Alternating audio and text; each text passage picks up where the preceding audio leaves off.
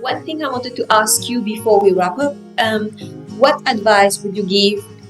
I would say not only a person that is traveling alone, a couple, or a person who decided, okay, I'm going to pack up my bags and I want to go visit these remote places in the world. What would be your main advices on this particular? Yeah, I think that's an important point, Joyce, to mention. The first thing I would say is absolutely respect the customs of the places you're going. So you do need to do research about where you're going and what is considered normal or not, or just even the way you dress, you just have to be, generally speaking, of course, as you travel, you have to be, I recommend always to be modest in the way you're dressed.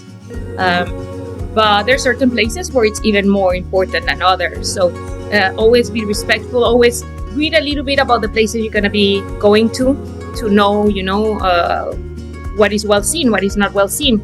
Should you bring a gift or not? If they give you a gift, should you open it or not? Why, in a certain, you go to a temple in a Buddhist temple and you never put your feet, you never show the bottom part of your feet, or you never touch somebody's head. In Papua New Guinea, there were a lot of things that they explain us. So I always recommend that you get informed. Don't assume that people will know you're a foreigner and that you can just do whatever you want. And to have always a very open heart, always, smile and be kind, and also careful with the pictures, with the photographs. I always, local people find it disrespectful that you're taking pictures of them without asking for permission. So you have to be mindful of that.